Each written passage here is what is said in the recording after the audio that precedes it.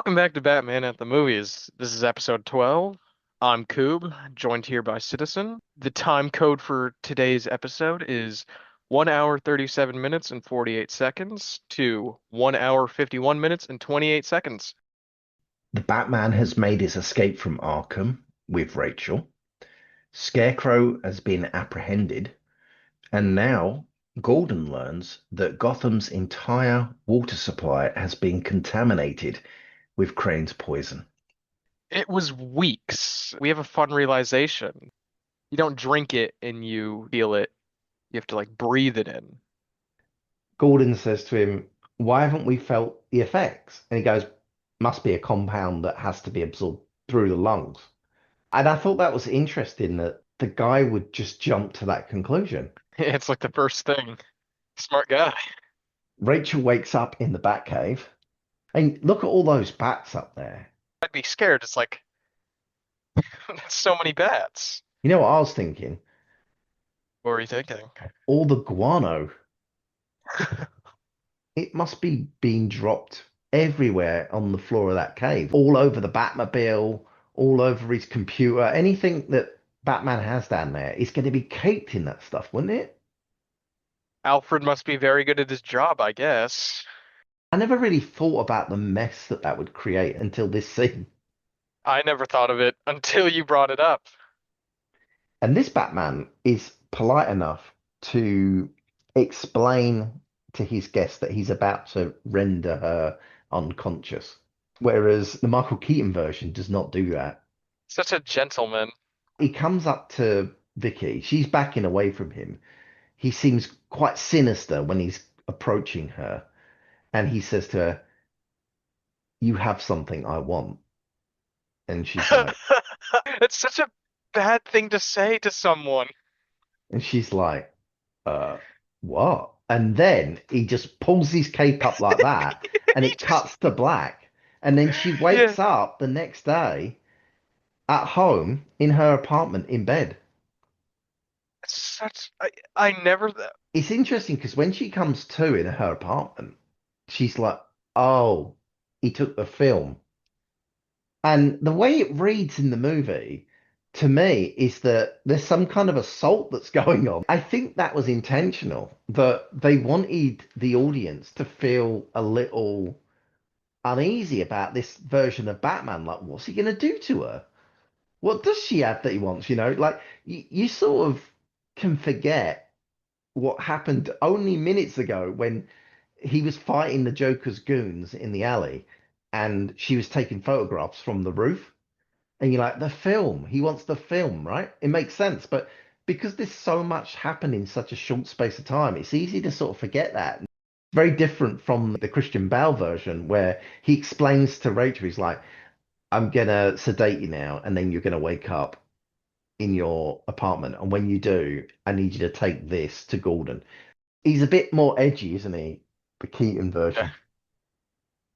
It's Tim Burton, so it makes sense. After Rachel is rendered unconscious, Bruce removes his mask. Yeah, he looks kind of sweaty. Matt Reeves talked about the fact that when Robert Pattinson pulls off his mask in that movie, he wanted to show Robert Pattinson sweating and he wanted to show the makeup running down his face and all that stuff because he's like, well, this is the reality of being Batman. Makes sense. In this version, Yeah. though, Nolan doesn't really want to show that.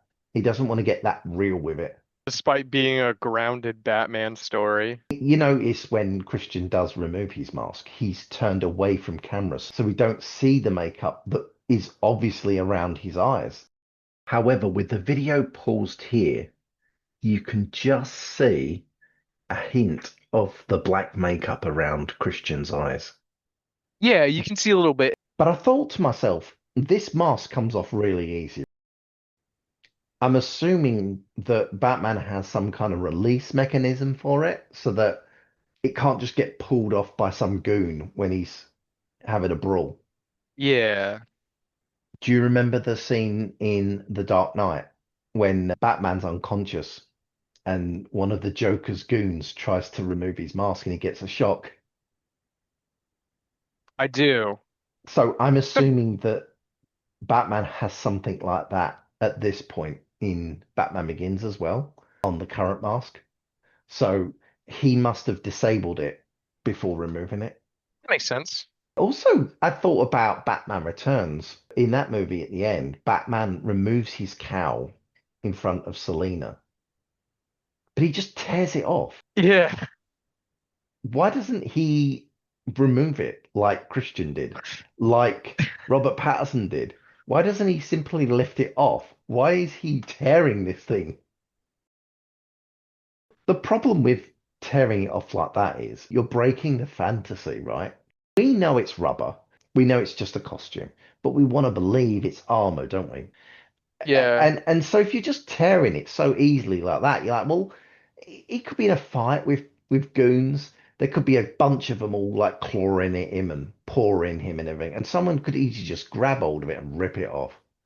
And you don't want that. You want to think it's more like the Christian Bale thing, where it's more like a helmet. It's fastened on there and it can't be removed unless a secret release mechanism is engaged, and then you can pull the thing off. Yeah. It's kind of silly, but I kind of love it as at the same time. Alfred is not happy here. Alfred brings up a series of concerns. One, he says Bruce is enjoying what he does a little too much. Two, that he's becoming reckless and putting innocent people in danger. Three, that he's placing his own personal desires above the general good. Four, that Bruce is destroying his family's reputation. So let's take these one at a time. Is Bruce enjoying himself too much? I don't know if he's enjoying himself too much. We hear in the scene that he thought it was necessary because he Right. because he says Rachel was dying. Mm. So I think he thinks it's necessary. He doesn't see it as reckless. Do you think he enjoys being Batman? He's got to enjoy it a little bit if he keeps putting the mask Or on, is it enjoyment or is it necessity?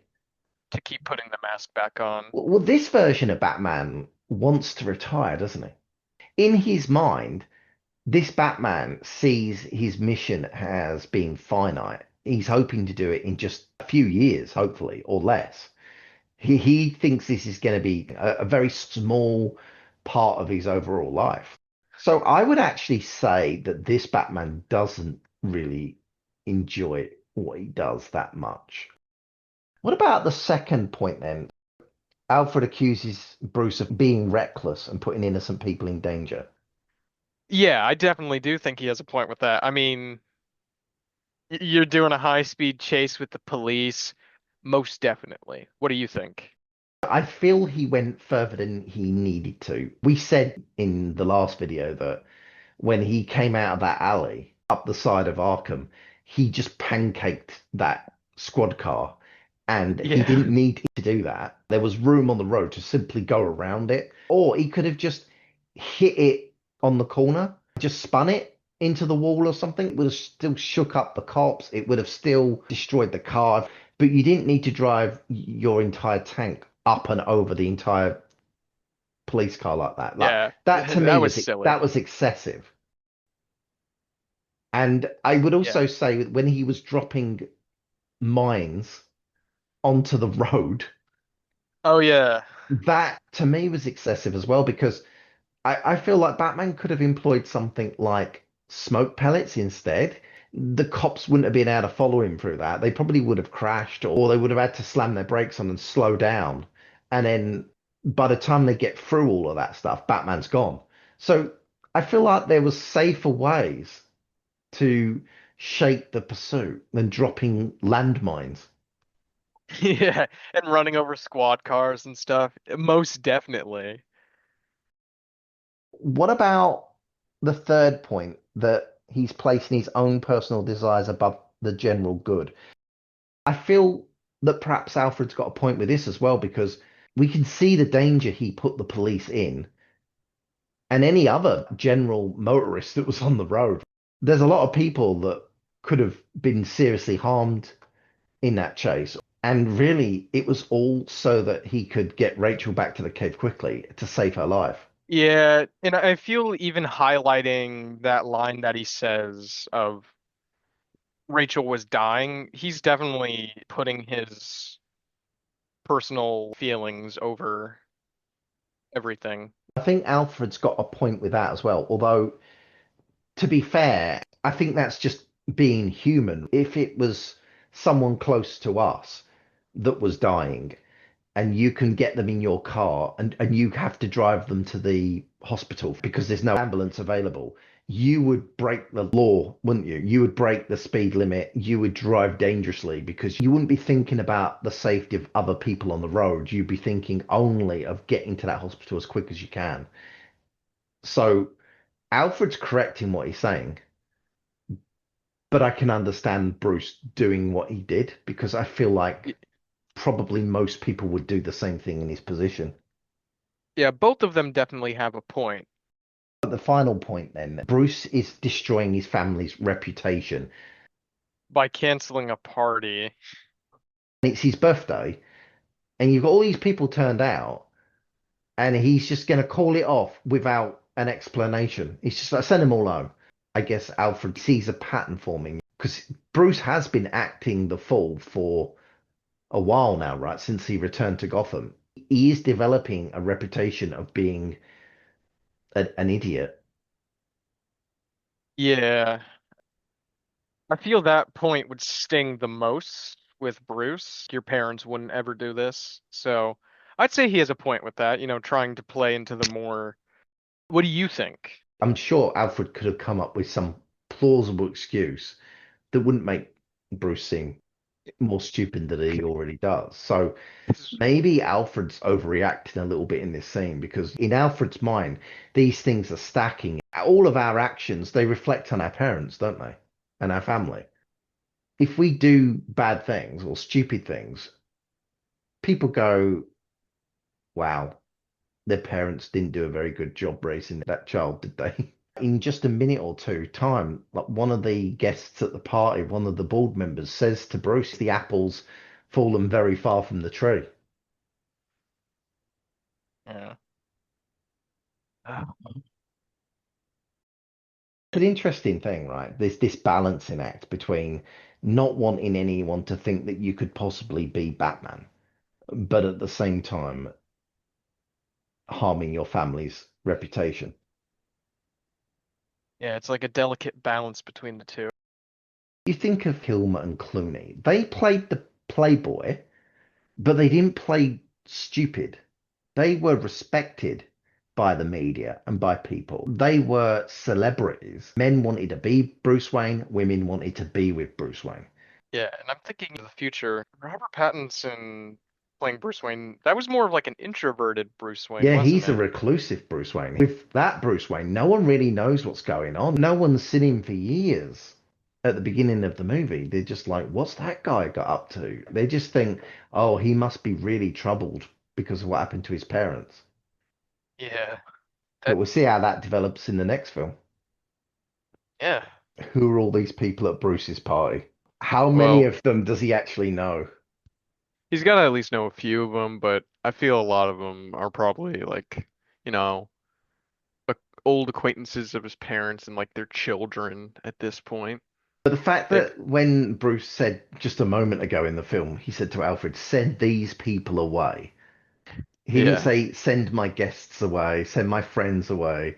He's just like, these people. It seems kind of detached and cold to me. So it sounded to me that he's got no real connection to any of these people, really. yeah, most definitely. This looks really suspicious with Alfred Yeah, loading the unconscious Rachel into the back of his car. yeah, They just look. They don't yeah, make yeah. any effort to like. They don't I even say anything. They don't. They're not even like, yeah, what are you doing? yeah, yeah. I mean, Also, they know who he is though, right? If he was just some random guest doing something like that, right? They might say something. They might be more suspicious, but I'm assuming they know that's Alfred because he would have probably done the hiring and he's in charge of all of the catering and all that other stuff, right? So he's kind of their boss. And logically, if he was doing something untoward to Rachel, he would have just took her into one of the empty rooms upstairs, right? He wouldn't be loading her in the back of a car in front of them. Yeah, Alfred's not an idiot. So, Yeah. And but I think they know that, right? yeah. I also like that they're just outside, like on a break, of course, but like they're just outside Yeah. standing. I don't know if there was rules, but there was certainly a push in Hollywood not to depict smoking in movies. And so I think if this was a more realistic scene, those two people standing out there in the cold, in the dark, would be smoking. They'd be on a smoke break, right? I assume. And it would Yeah, most feel it would feel more real to me.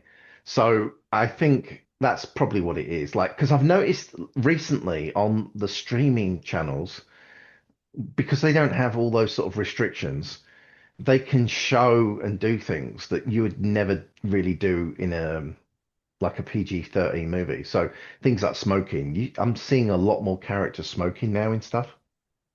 yeah, or that giant penis in the Night of the Seven Kingdoms. Yeah, that exactly. Like there's no rules, right? It don't seem to be there's any rules with streaming. You can basically show anything. Yeah, Interesting. Interesting times we live in. Isn't that a cool shot of the Narrows there? it is indeed a cool shot of the Narrows. I feel like the video game did a good job in depicting Arkham Asylum. Big section in the game. Yeah, because you remember working your way up. You started off outside, didn't you? Like you sort of came in on the underside of a truck and then you made your way up onto the wall and then into one of the rooms. And then you came out a little bit higher out of another window and then you would grapple across and you'd sort of come in and out of the building, right? I always thought that was very cool. It was my favorite level in the video game. It's a very good level. I think it was one of the levels like that was pretty long I though. always like it in games where you see your destination in the distance, and then gradually throughout the level or the whole game, you get closer to that. I think of Half-Life 2, where really early in the game, you see the Citadel in the beginning of the game. And at the time, you don't know that's your final destination, but you see it and you can't help but see it. It's this massive towering monolith in the middle of the city.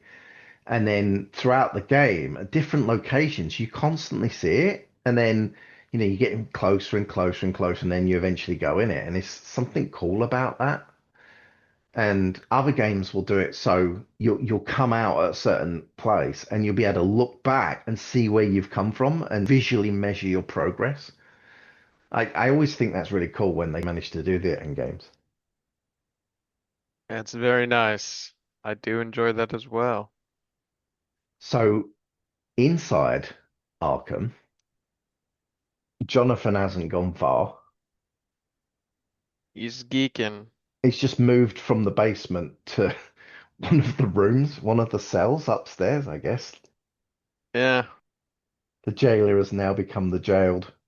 And he's been exposed to a concentrated dose of his own fear toxin.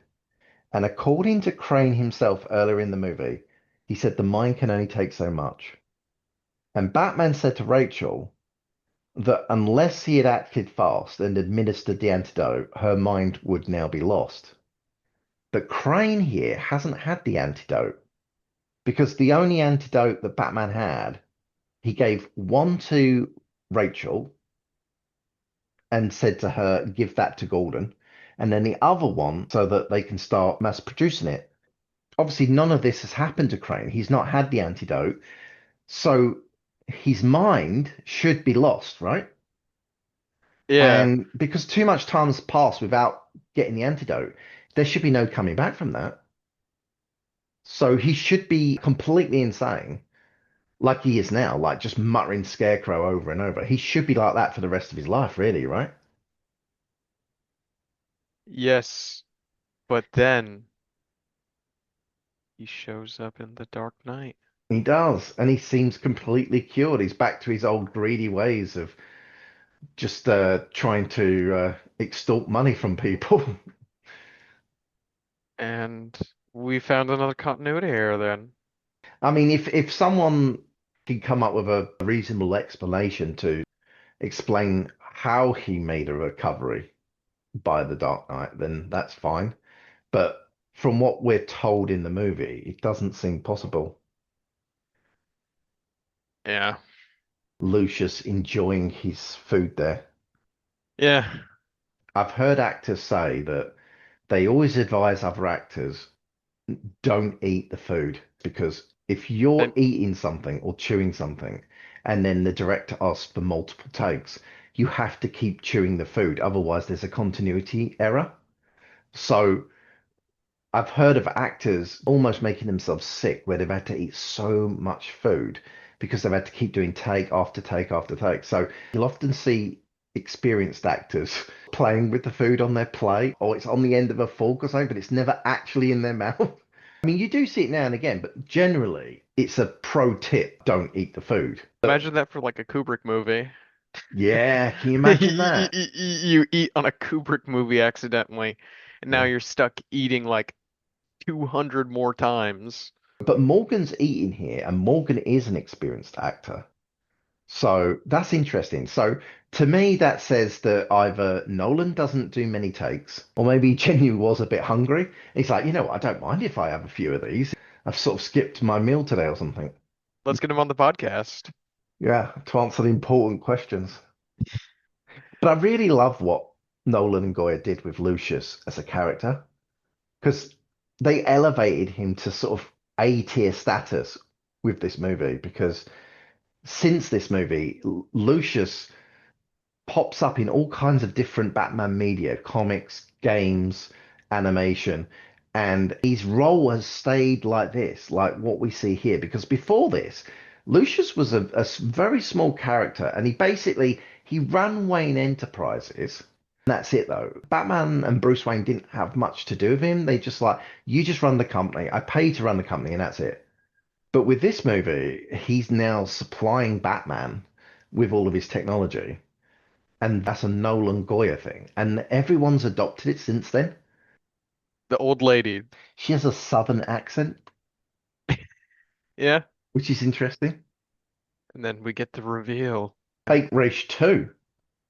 And you know the significance of that coupe? That is the classic Ra's al Ghul color from the comics.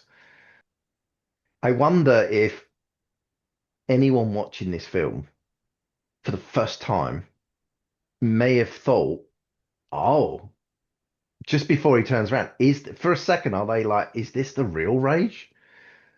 Is this the twist? I wonder if it actually fooled anyone at this point. Yeah. For me, I had already sort of worked out that Liam was Raish, or at least I heavily suspected it. But then when this guy turns round, and I'm like, well, who's this guy? I've never even seen him before as an actor. I don't believe that they would ever hire someone like that to play such a main character, like an A-list character, they would get a name for it, wouldn't they? So the fact that he's just like an unknown actor, it's kind of like that's also an indication to me that like this isn't the guy. Yeah, it didn't confuse you, but maybe like a more casual Batman fan, someone like my dad who's only seen the Batman movies. You should ask him. You should find out. See, can you remember watching the movie 20 years ago? Do you remember what you were feeling and thinking at the Let's see. time? Let's see what hold on. What month did this release in? It was, well, in the UK, it was June 2005. Well, yeah, it was that dude, they were too busy conceiving me. Yeah, you was conceived during a showing of Batman Begins, weren't you? Uh She introduced him, goes, is this Ra's al Ghul? And then Bruce says to this woman, you're not Ra's al Ghul. I watched Ra's al Ghul die. And then I'm thinking, like, what does she think when she hears him go, I watched him die? It's a Probably thinks like crazy line. she's like probably thinks Bruce is a murderer or something, like just casually is murdering people out here. But she doesn't have like too much of a reaction. She actually has no reaction. And it looks like she's walking away with fake rage too. Or is he following her? But why would she just suddenly walk away like that? If that's me, I introduced Bruce to this guy, and Bruce is like, I watched him die. At that point, I'm like, huh? Yeah, I'd be like, what the hell? Interest peaked. Yeah, but she doesn't. She just quietly leaves, and Fake Rage 2 is following her out. So could she be in league with Fake Rage 2? Are they working together? Or is she under some kind of compulsion? Is she being threatened? Maybe she'd just be really dumb. Do you think so? Yeah. Why would Fake Rage 2 even need to like co-opt a woman at the party to make the introduction? Fake Rage 2 or Liam Neeson or whatever could have just walked up to them, right? And started talking to Bruce. There's no need to do any of that. Yeah, probably. We just don't have enough information to come to like a logical conclusion. The actress that's playing the old lady, by the way, is played by Alexandra Bastido. I looked up some of her work, and the bits that stood out to me was that she was best known for her role as the secret agent Sharon McCready in the 1968 British espionage science fiction adventure series, The Champions. I've No, never heard of it. I've never seen it either, so Apparently, it was a British espionage thriller, science fiction, and a cult detective fiction adventure television series. it's an interesting mashup for a cop show. Many stories feature unusual villains, such as fascist regimes from unspecified South American countries. Yeah. Okay, okay, Nazis, which apparently was a common theme of ITC 1960s and 1970s TV. okay, okay. It said, in part, owing to both the writers and the domestic audience having been of the war generation. And another common villain was the Chinese. That is a interesting rogues gallery of villains they got there. Here's a picture I found of Alexandra in her prime. Actually, what? I also found out she dated David Frost, Okay. famous journalist, right? He interviewed Nixon, didn't he? Have you Ooh, have you ever seen the film Frost versus Nixon? nope. It's really good. You should definitely watch it. Really good film. Okay. The film is basically just all about that interview because Nixon had been was Nixon impeached? He was told to resign. So he Like, avoided it. I mean, I'm pretty sure he was like, yeah, no, he wasn't impeached. He avoided it because Okay. he was told by his advisors, I think it's best if you resign. Right. So this interview with Frost, that happened after he avoided his impeachment, after he'd resigned. He was in retirement, I think. And then the opportunity came where he agreed to do this interview, this television interview. And I think Nixon felt it was a opportunity to redeem himself in the eyes of the public. And at least the way the film depicts it, which I think is accurate as far as I know, basically Frost catches him in his own words, and basically the president admits on television that he feels that if I think the famous words was like, well, if the president does it, it's not illegal, or if the president does it, it is legal. So one of those words where basically meaning the president can do whatever he wants and there's no law of the land that can stop him. That was his feeling, and he admitted that on tape. And the Yeah. moment in the movie where he sort of after he says it, he realizes what he's just said. It's brilliant, and he does that thing where he's like sweating on his upper lip, which Nixon used to do. It's all in there. But anyway, Nick's she dated David Frost, all right. Okay. and she also dated Omar Sharif. I'm not as familiar with that name. He was a big actor of my grandparents' generation. He was in Lawrence of Arabia. I think he was considered the Daniel Day-Lewis of that era, Okay. although he was So, more prevalent, he was more active than Daniel Day-Lewis. But I think he did more stuff because Daniel Day-Lewis does one movie a decade or something, doesn't he? He And hasn't been in a movie in almost 10 years, yeah. he's a cobbler, isn't he? I believe so. Fixes shoes day to day because he enjoys doing it. And then, like, once a decade or something, he's persuaded to come out of retirement. He makes one movie, wins another Oscar, and goes back to cobbling again. Yeah, fun little side quest, I guess. She turned down the advances of Steve McQueen. Okay. Steve McQueen was kind of like your Tom Cruise back in the day. Yeah, Steve McQueen did all the action stuff, right? Like Bullet and things like that. He used to do his own stunts, like in The Great Escape when he did the motorcycle jump and things. She turned his advances down because she recalled that he propositioned her with the line, "My wife doesn't understand me." of course. Classic. You ever hear something like that? Just run away, ladies. The guy is just looking for an affair, but he's never going to leave his wife. This is true. This is good advice. Don't be someone's affair partner is the message of this podcast now. Yeah. But Alexandra eventually found a decent man, Patrick Garland, a director, writer, and actor, and stayed happily married for many years until he died in 2013. Here's another image of Alexandra. All right, nice. She was also very involved with animal welfare organizations. She was very passionate about that. Now, here's something you might be aware of. In 1988, she was the cover star for Rank, a live album by British band The Smiths. I do enjoy some of the Smiths. In 1992, Alexandra appeared in FAT, the second broadcast episode of Absolutely Fabulous. She played a 1960s model associate of Adina and Patsy. Let me explain Absolutely Fabulous because I'm guessing you've never heard of it, Coop. I haven't. Absolutely Fabulous was a BBC comedy drama, I guess you would call it.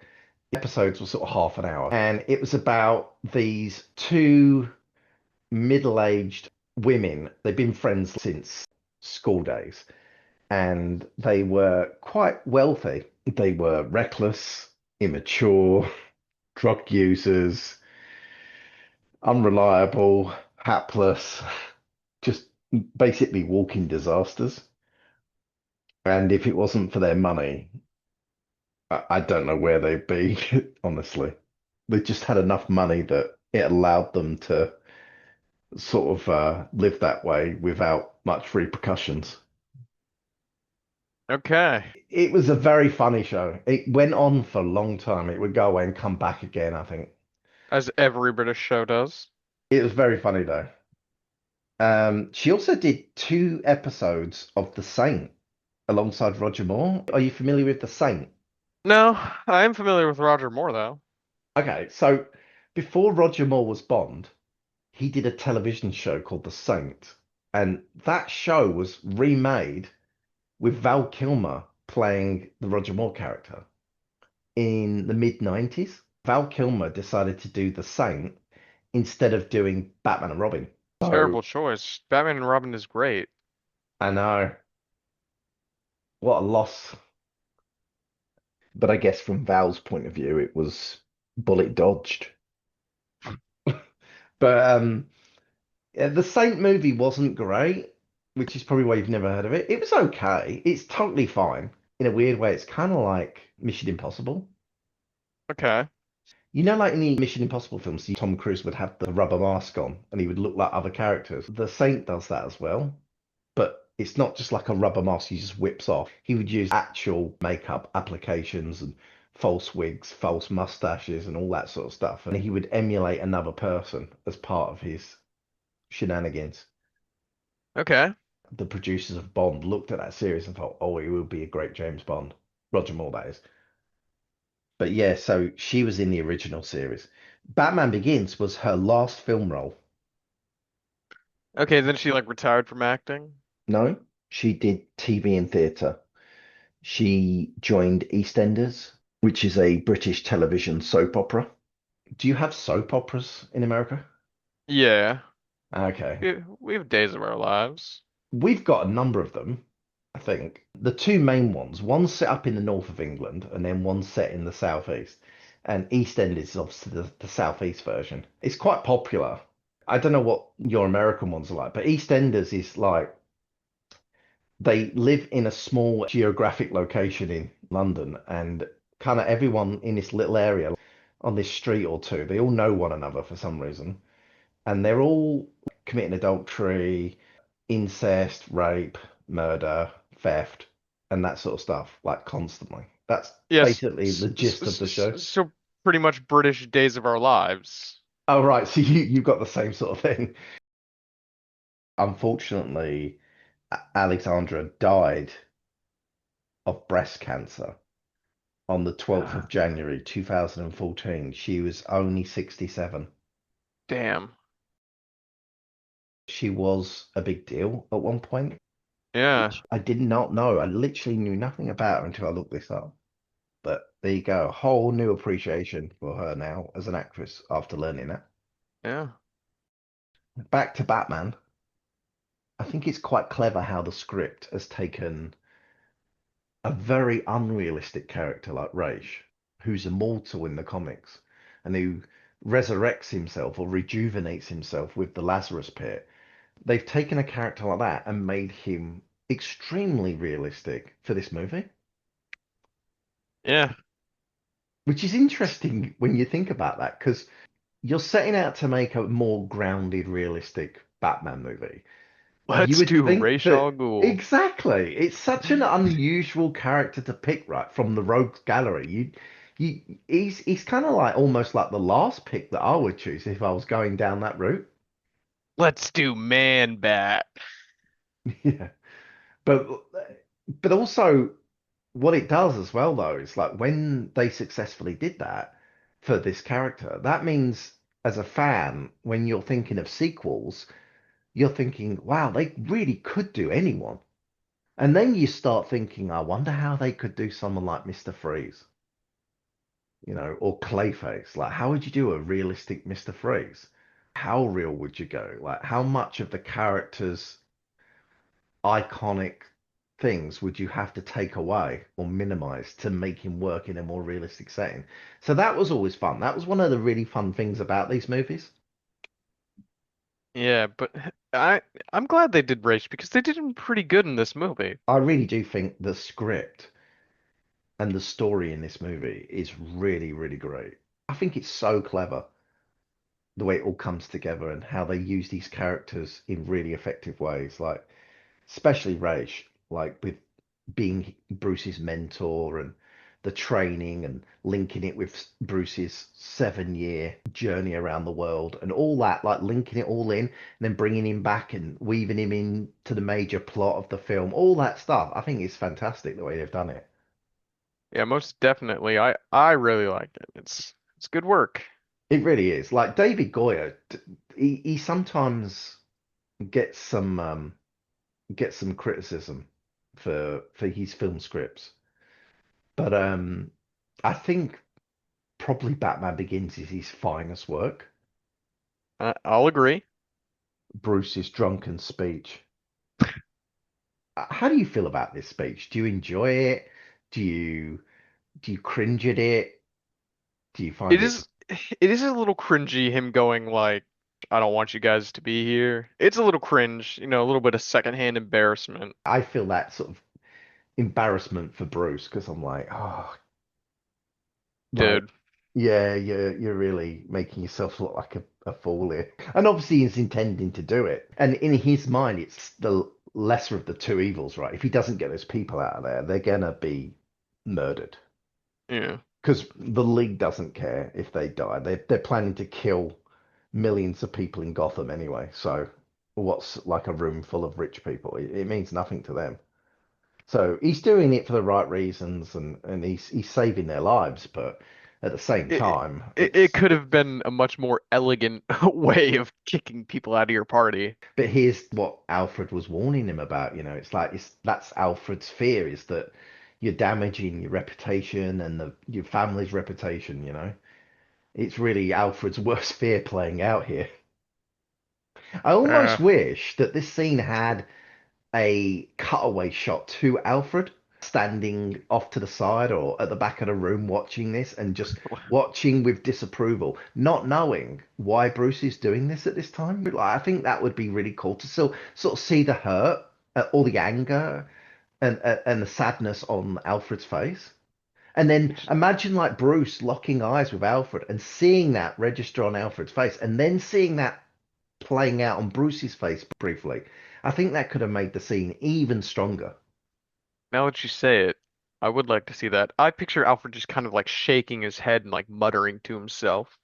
Or maybe even sort of turning his back on Bruce and walking out. Like Yeah. just his silent disapproval. Look at these faces of people. You always have these people that sort of enjoy someone else's suffering or someone else making a fool of themselves, that they're enjoying it. They don't feel that empathy for the person, right? They don't go, oh God, like no. Like they're going, oh yeah, this is good entertainment. There's always that kind of person. And that's what we have here, right there. That woman there Yeah. on the right. Like She's look at her face. she, she's like trying not to laugh. She's so It's like the happy. highlight of the party for her. Everyone else is mortified. She's she's looking around seeing if like anybody else is enjoying this and If no this one else film was is made, if this was being made now, she'd probably have her iPhone out and she'd be like recording recording. it and then putting Yeah. it up onto TikTok now. She'd be TikTok. posting Yeah, this that would on be TikTok. this drunken speech would be a TikTok video, right? And then it'd be made Bruce into a Wayne humiliates himself at his own birthday party. Ra's explains to Bruce that his intention is to watch Gotham tear itself apart through fear. Gotham, in Raish's eyes, has reached a point beyond redemption. Now, the problem with Raish's approach here is that it's indiscriminate. He's not simply targeting wicked people, but the innocent as well. People like James Gordon Jr., Alfred, Lucius, and Rachel.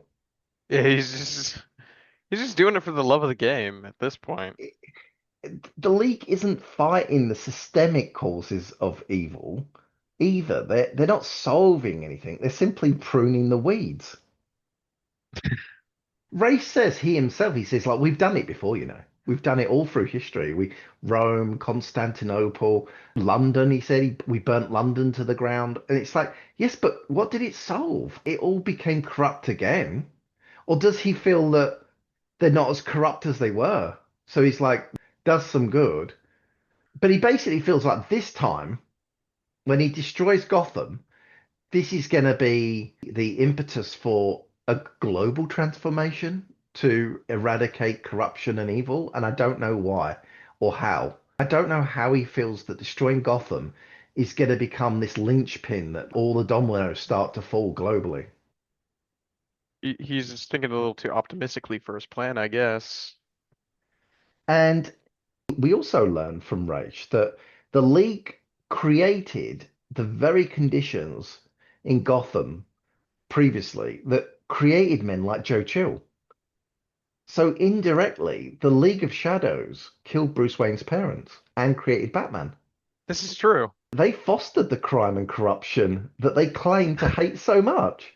They're hypocrites. It's a completely twisted ideology. Yeah, actually causes it. Also, Ray says justice is balance. And while that's true, what Ra's is doing isn't balance. He says, you burned down my house and left me for dead. Consider us even.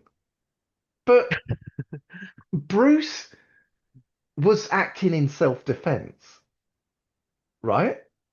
And he extricated Ra's from the burning building and took him to the nearest place of help.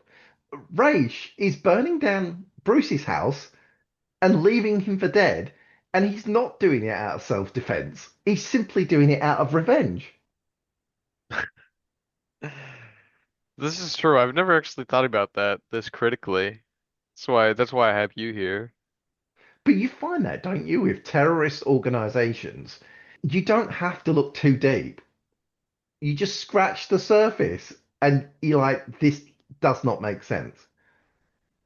And that's Yeah. what the League of Shadows is. Nothing they say or do actually makes sense. And yet they have very capable, very intelligent people working for this organization, access to vast amounts of money and resources, and yet they're completely loony.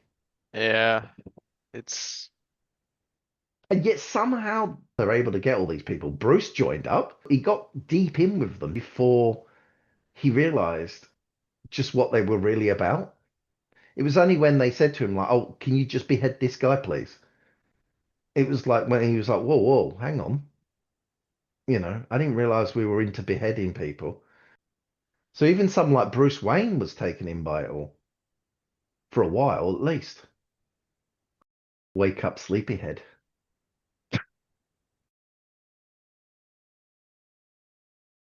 Bruce is losing irreplaceable photos.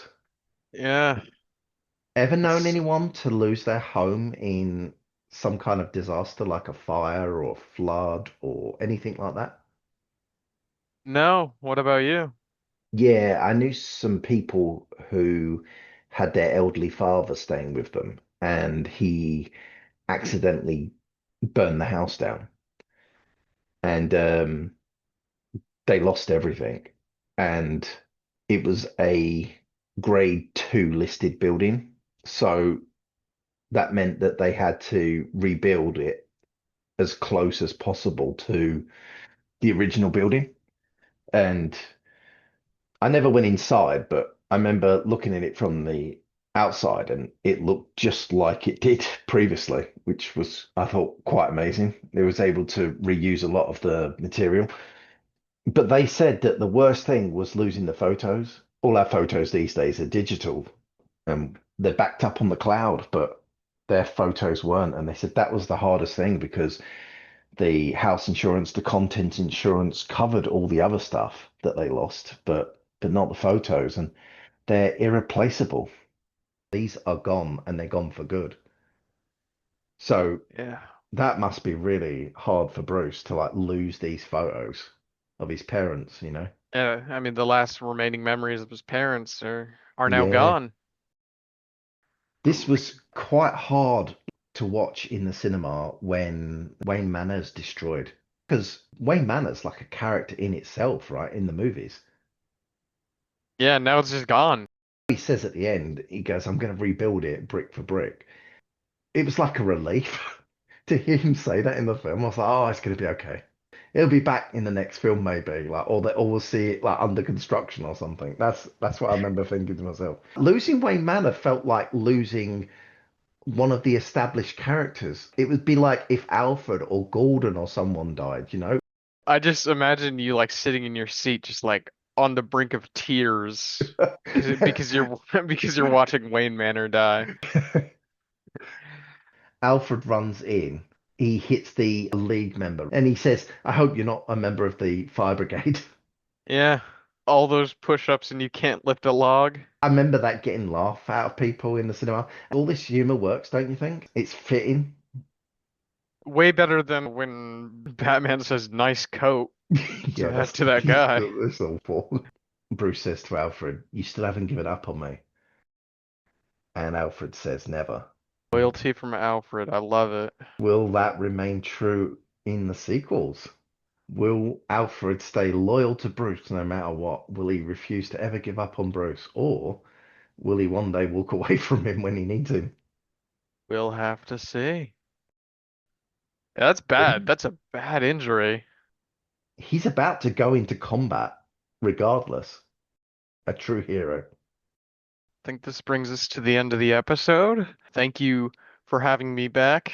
Just two more to go now. We're almost at the finish line. It's only been a year. It might So, be a year by the time we finish. yeah, slowest viewing of a movie I've ever done. It might be some kind of record on YouTube. It could be. All right, I will see you in the next episode, all right? All right. Bye. Bye.